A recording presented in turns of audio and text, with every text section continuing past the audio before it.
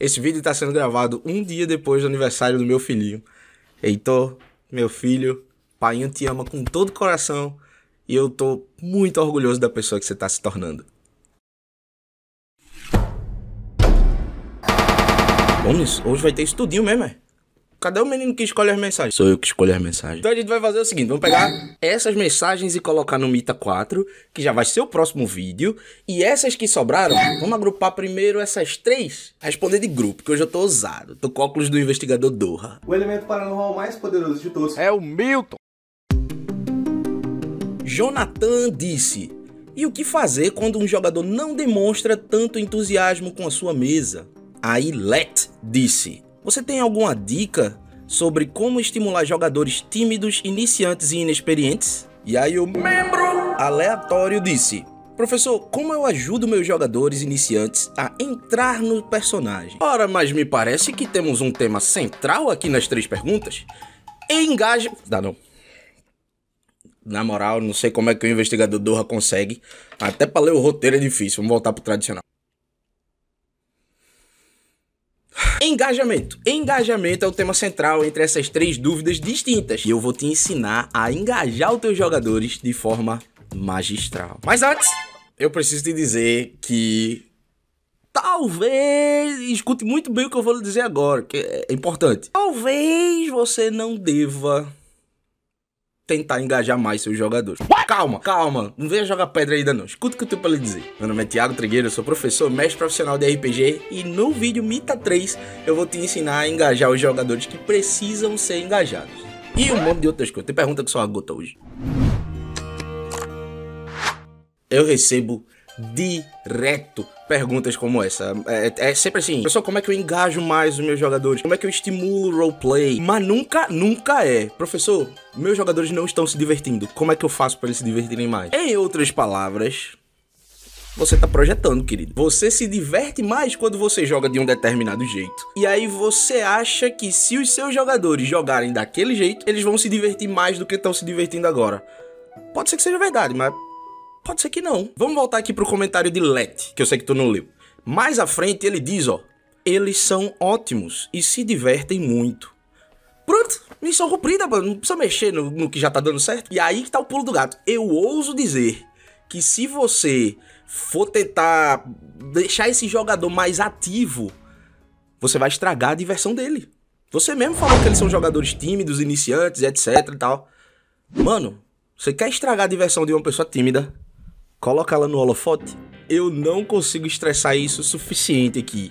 Não coloca o tímido no holofote. Todo mundo, todo mestre, inclusive eu várias vezes, já tentou engajar um jogador que a gente julga que tá desengajado, colocando ele no holofote, isolando ele. Vê se isso parece familiar. Agora, tu és o último paladino da Ordem Gatalenta.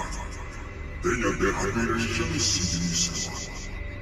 Como comandar a profecia, você deve me convencer a abandonar minha ambição. Do contrário, pelo sangue de Artúria, irei cumprir a profecia e derramar a morte nos reinos de Aldebaran. Fala aí, gente. Não funcione, paladino. Assuma a responsabilidade que me cabe. Não pode ser o bardo, não? Não.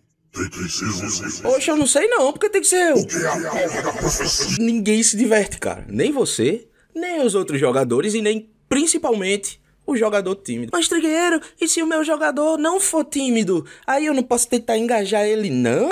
Olha, eu não disse que eu vou lhe ensinar. Eu já menti pra tu antes. Tenha sua calma aí e me dê 1 minuto e 28 segundos. Se a gente olhar de forma mais ampla, são basicamente 3 tipos de jogador. A gente tem o jogador passageiro, a gente tem o jogador motor e a gente tem o jogador volante. Vou explicar. O jogador motor é aquele que faz a história andar pra frente, ele age. É muito comum ele ser o sem filtro ou gasolina, lembra desse vídeo aqui? Pois bem, em qualquer que seja a situação, o jogador motor é aquele que vai testar coisas pra ver o que acontece. Vou mexer aqui, aí vê o que acontece. Vou provocar fulano, aí vê o que acontece. Vou dizer tal coisa, vê o que acontece. O jogador volante é parecido. Ele traz progresso, mas a característica principal dele é que ele muda a direção do progresso. Ele faz curva. Volante. Desse tipo de cara você escuta muito. E se a gente voltasse naquela cidade pra falar com aquele NPC, talvez ele possa ajudar a gente. Ou então, e se em vez de a gente comprar runeirita no palácio, a gente roubasse essa carruagem na estrada?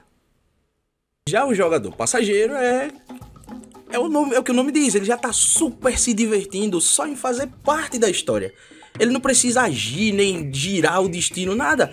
Ele gosta de assistir a história que ele tá ajudando a construir. Ele não precisa demonstrar empolgação, não precisa de roleplay mais profundo, não precisa de nada disso. Ele tá feliz só em participar, em ver a parada andando. Então sua primeira tarefa é identificar se seu jogador é passageiro ou não. Se ele for passageiro, ele já tá feliz, deixa ele em paz. Se não, aí... paciência, né? Compensa. A gente vai falar agora dos jogadores que querem engajar. Mas antes eu vou pedir pra você dar o like. Eu não costumo fazer isso não, mas o ar-condicionado daqui do estúdio quebrou.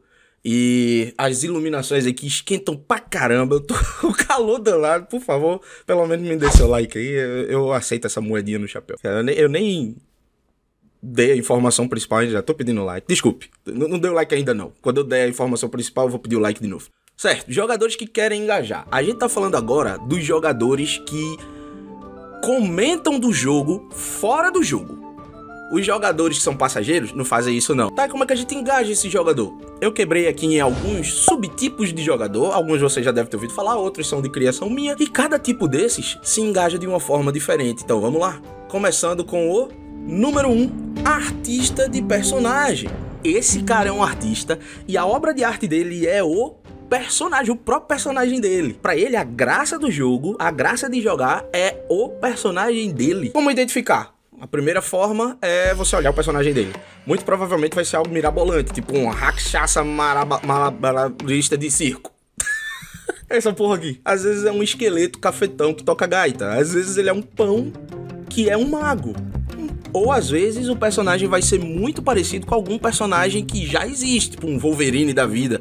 Ou no caso do próprio Rast, do meu amigão Bruno. E como é que engaja esse tipo de jogador? Primeiro, permita. Mas professor, rakshasa e esqueleto não são raças jogadas. Faz um homebrewzinho, cara. Na internet já deve ter, pega. Ou então pega uma raça que já existe, faz uma skin, deixa o cara, se tiver dentro do seu limite, permita que ele tenha um braço dracônico. Segundo, leia o backstory desse personagem. Com certeza vai ter coisa legal ali. Se você usar em um arco da campanha ou só trazer um NPC, ele vai engajar pra caramba, te prometo. E terceiro, e mais importante, use os NPCs pra validar a ideia desse cara. No RPG é comum ver coisas incomuns. Então, se você tá jogando Tormenta, por exemplo, e um Minotauro entra na cidade, terça-feira, não tem nada de muito incomum aí. Então, se você tem um esqueleto bardo no seu grupo, é fácil de você esquecer que isso é incomum nesse mundo de fantasia. E aí no começo você até adereça isso e com o tempo você vai fazendo ser normal. Não faça. Essa é toda a parada desse tipo de jogador, cara. Se um esqueleto entra na cidade, faz a galera ter medo dele de início. Faz ele ter que trabalhar pra conquistar a empatia das pessoas. Ele vai adorar isso. Se um rakshasa entra numa casa, deixa a galera achar estranho. Ou no mínimo coloca algumas crianças pra brincar com ele, pra ele dizer que ele é circense. Na minha cachorra tá uma porra hoje, tá latindo não sei pra quê. Enfim, use os NPCs pra fazer esse cara sentir que o personagem que ele criou é diferente, porque quase sempre vai ser sim. Número 2, ator. O nome já diz, eu não vou te explicar o que é um jogador ator não, você é inteligente. Como identificar? Ele normalmente usa uma voz diferente, ou às vezes um sotaque, e ele tem propensão altíssima para drama ou comédia. Como engajar? Primeiro, backstory aqui também, importantíssimo. Mesma coisa, traz algum NPC, traz um mini arco, esse cara vai adorar. Segundo e mais simples, dá um monte de NPC pra esse cara conversar. Só conversar, às vezes nem precisa de drama ou de comédia. Só conversar, ele já vai gostar. Não fica pressando, querendo chegar no próximo momento importante ou nas rolagens de dados. Deixa o cara conversar. E terceiro, não corta os silêncios dele. Isso é parte da atuação. Às vezes o cara fala alguma coisa, ele dá uma pausa dramática. Às vezes é parte da atuação. Pronto, só isso. É esse tipo de coisa. Só que às vezes os outros jogadores estão tão empolgados pra jogar também, que o cara tá ali falando, e quando ele faz uma pausa dramática, o outro jogador, opa, parou de falar, vou cortar aqui. Aí você, como mestre, chega assim, cara, dá licença rapidinho, ele tá no meio de uma cena dramática, vamos encerrar esse momento aqui quando ele acabar, e já a gente gira o holofote. Número 3. Combeiro. Como identificar? Isso aí é fácil demais. Pegar a sub-raça de elfo que dá o bônus que ele precisa. Patrulheiro, Gloomstalker, multiclasseado com um ladino assassino. Acurácia élfica pra rolar 3d20 em vez de 2. Combeiro safado. Brincadeiras à parte, é fácil de identificar mesmo. Toda a parada dele fica forte. E é muito comum ver ele falando sobre coisas que ele vai conseguir fazer no futuro. Quando ele pegar tal level, quando ele pegar tal talento, quando ele pegar tal arma, ele vai conseguir combar com... E aqui eu quero gastar um tempinho a mais no vídeo. Que isso que eu vou falar agora é importante, tá? Não existe forma certa de jogar, nem errada. Todos nós, mestres, já caímos no erro de tentar fazer um tipo de jogador deixar de ser aquele tipo. Principalmente combeiro. E, ok, se tiver prejudicando o andamento da mesa, aí vale a pena você chamar o cara, conversar, alinhar as coisas direitinho. Mas os dois maiores problemas de um jogador combeiro podem ser resolvidos pelo mestre. Na ordem, o segundo maior problema de um combeiro é desbalanceamento em combate. Ou o combate fica desafiador pro combeiro e mortal pro restante do grupo, ou fica desafiador pro resto do grupo e o combeiro tá passeando. Mas isso é totalmente e facilmente contornável. Dá trabalho, porque você vai ter que fazer umas continhas a mais ali, gastar um pouco mais de tempo no design do encontro, mas trabalhoso é diferente de difícil. Vai ter uma série inteira com um monte de vídeos só sobre combate aqui no canal. Eu vou te ensinar a fazer isso tintim por tintim, detalhe por detalhe, mas por hora eu vou só te adiantar que você pode usar mais, você deve usar mais de um tipo de monstro, você usar o terreno para dividir o combate e forçar eles a se locomoverem e, principalmente, faça os inimigos usarem estratégia. Um plano de combate, não é só chegar lá e bater. Eu posso te dizer do fundo do meu coração que se você gastar um pouquinho mais de tempo e der atenção com boa vontade no design do combate e principalmente do vilão, se seu grupo odiar o vilão, eles vão amar o combeiro.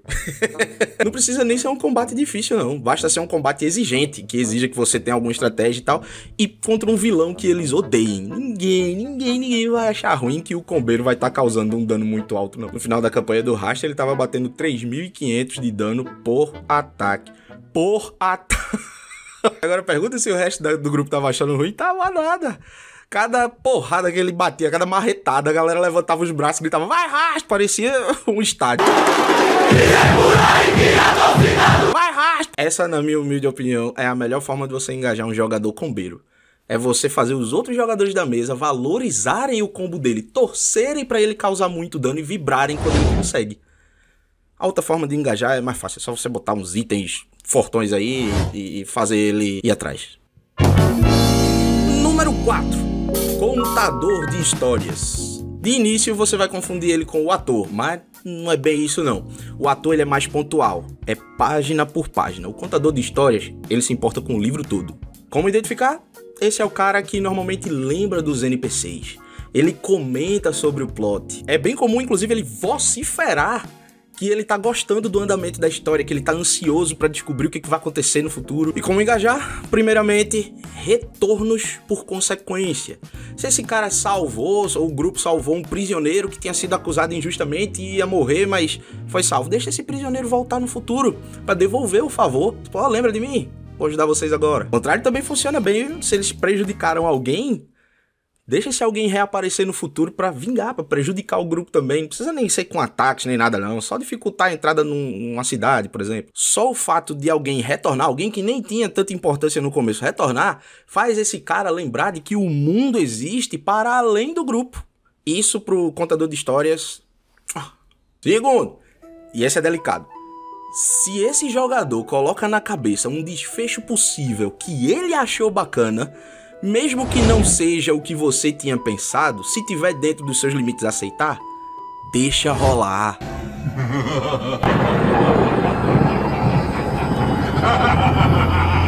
Galera, eu acho que a nossa história juntos acaba hoje.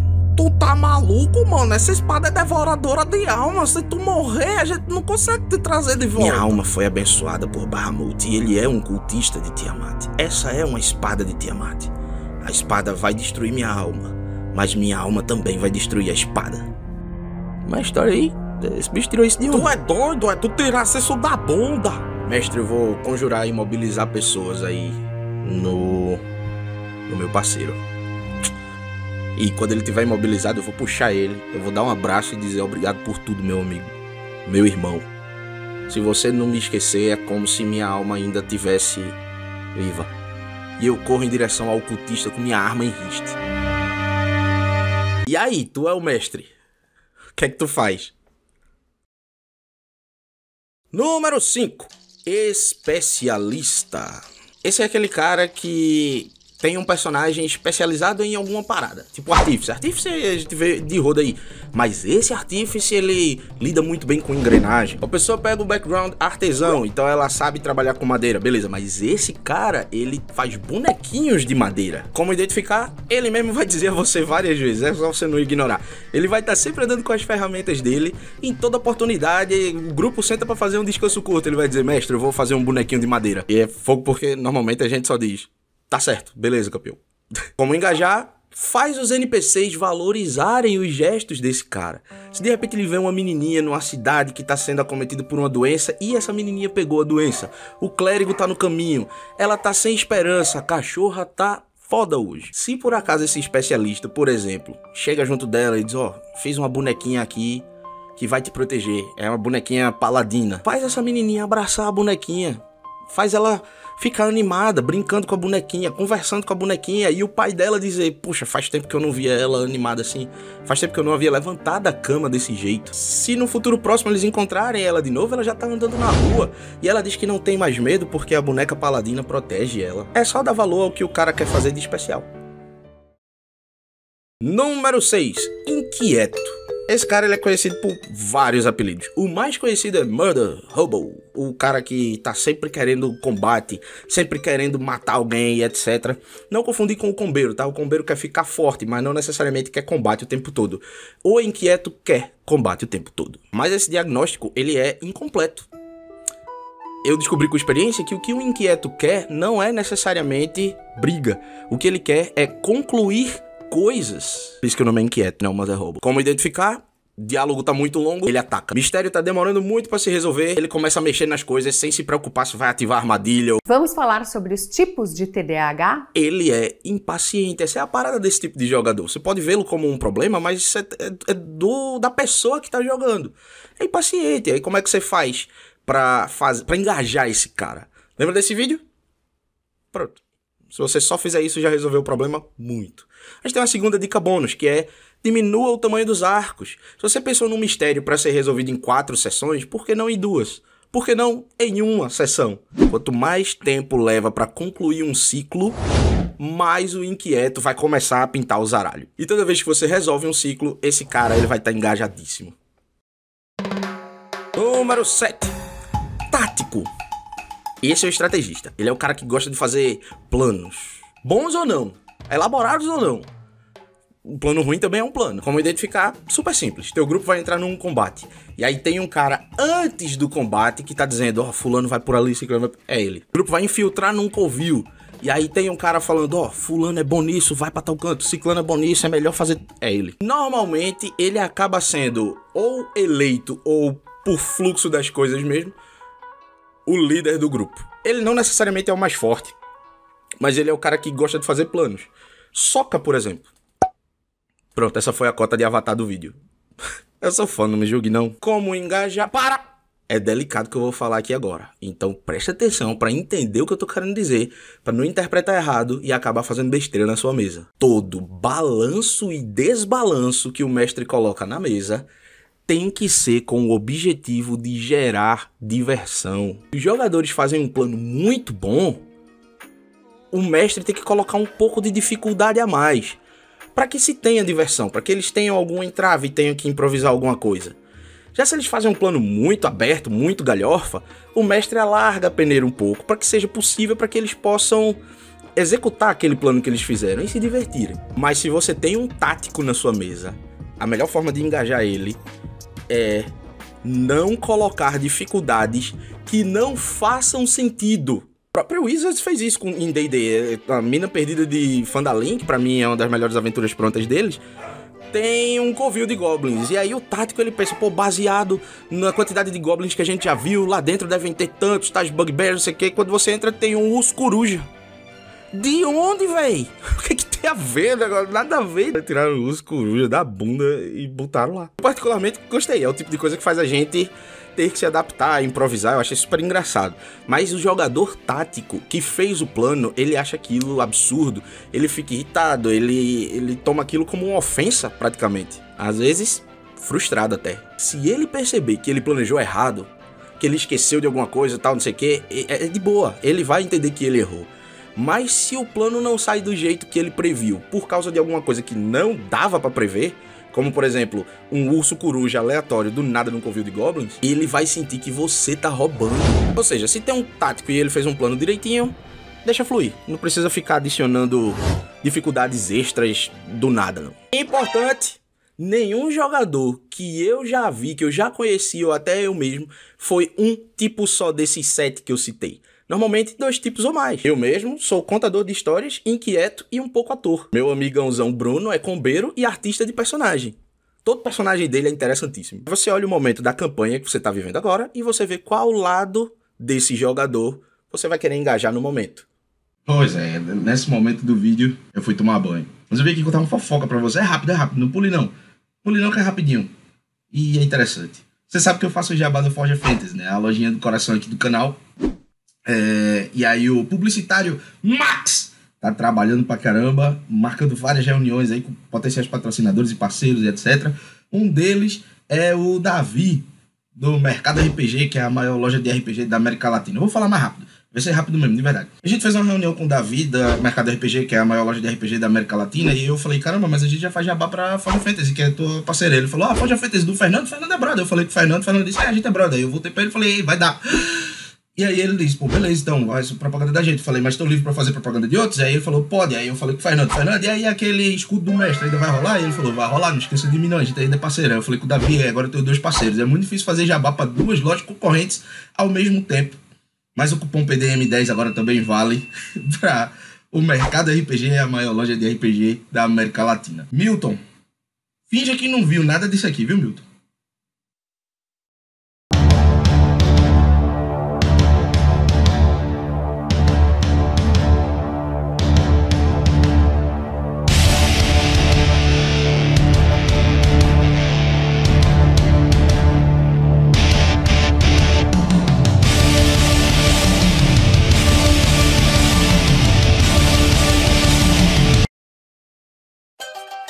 Colia Cordes falou: o que devo fazer quando faltam jogadores?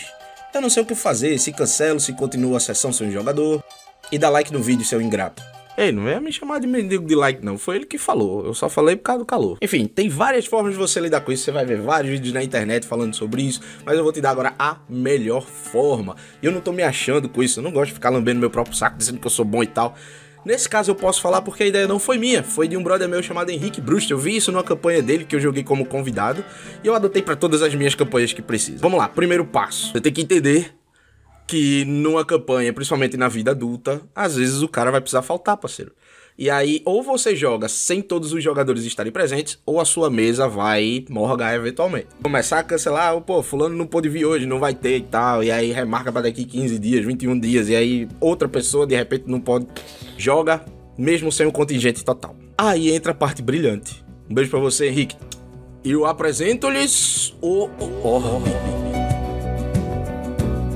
Pode ser qualquer orbe, e você dá o nome que você quiser. Buraco negro, palantir, pokebola, fica à vontade. E o que é que esse orbe faz? Você que decide.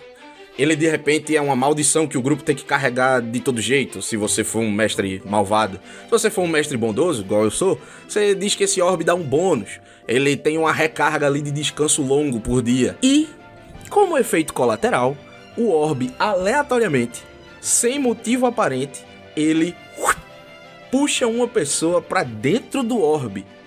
E aí, essa pessoa que tá dentro do orbe, pra ela é instantâneo. Ela entra no orbe e sai. Mas pra quem tá fora, pode passar um dia, um mês, um ano, e a pessoa que entrou no orbe não sabe. Isso é muito útil, primeiro, pra quando você quiser dar drama, absorver um NPC, absorver um ajudante, absorver qualquer coisa do orbe, puxa. Mas principalmente pra quando alguém falta. Tá no meio de um combate, tá no meio de uma cena de diplomacia. Ah, mas terminou a sessão, na outra sessão o bardo não pôde compadecer. O jogador teve um problema. O orbe puxa o bardo.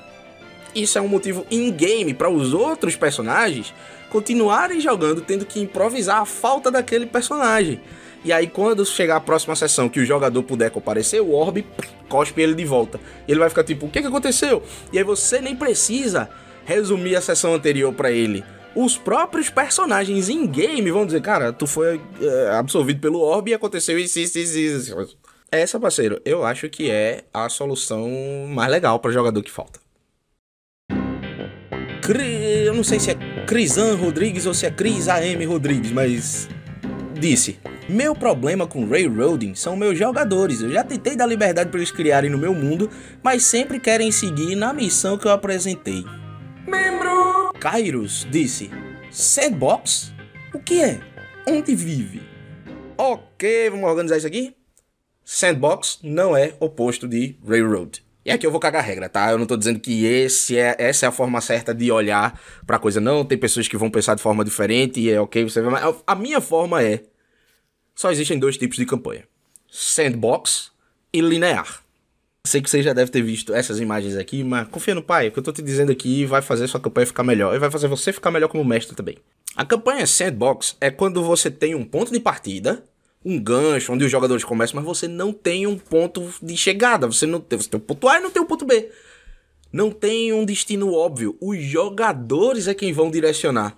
Você pergunta o que você quer fazer. O cara, porra, eu quero abrir um cabaré. Então eu vou pegar missões aqui pra juntar dinheiro. Depois eu vou pra tal cidade pra comprar um terreno. E a campanha, o direcionamento da campanha é escrito pelos jogadores. E se no meio, pô, fui na cidade, comprei o terreno, mas a cidade foi invadida por mortos-vivos. Qual é o objetivo? Vamos lutar contra os mortos? Não, abandona essa porra aí, vamos pra outra cidade e comprar o terreno, ou então abandona a ideia de criar um cabaré, vamos vender torta.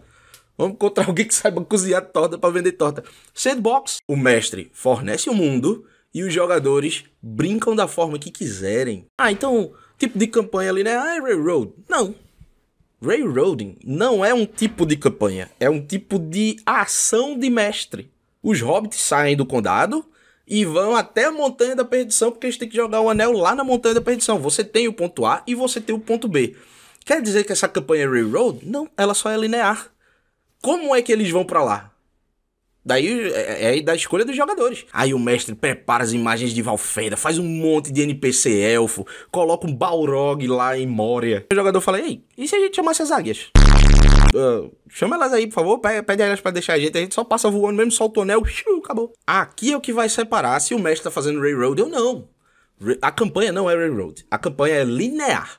Mas se o mestre, nessa ideia, ele começa a colocar dificuldades erradas, dificuldade certa é tipo assim, beleza, você pega as águias e aí você vai enfrentar inimigos no céu, você vai ter que ter uma cena de diplomacia com as águias pra convencer ela. Aí tem jogo, cara, você tá respeitando a ideia do seu jogador e tá tendo jogo, tá tendo RPG. Essas são dificuldades corretas. Dificuldade errada é o mestre dizer assim, ó, não pode porque as águias estão com dengue.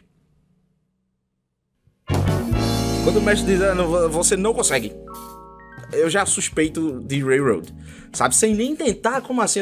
Quando a gente vai tentando e o mestre vai dando jeitos de minar o caminho, porque ele quer exibir aquilo que ele preparou. Ele quer mostrar os NPCs elfos glamourosos, ele quer mostrar a Valfenda, ele quer ver a batalha contra o Balrog. Aí é railroad. Aí é railroad. Não tem problema nenhum se seus jogadores quiserem uma missão clara. O óculos hoje tá escorregando que só desgraça, porque eu tô suadaço. Fico com agonia não de toda vez que eu mexo. Se você reassistir ao vídeo, presta atenção em quantas vezes eu levantei o óculos hoje. Enfim, não tem problema se os seus jogadores quiserem seguir uma missão clara. Isso não faz da sua campanha railroad, porque não existe campanha railroad. Só existe mestre railroad. Railroad. Inclusive você pode fazer railroad numa campanha sandbox. Espero ter deixado isso claro. E como sempre, o mestre não paga a cota da pizza. você é membro nível ogro e o Tibia não tá aparecendo aqui, fala comigo pelo Instagram ou pelo servidor do Discord.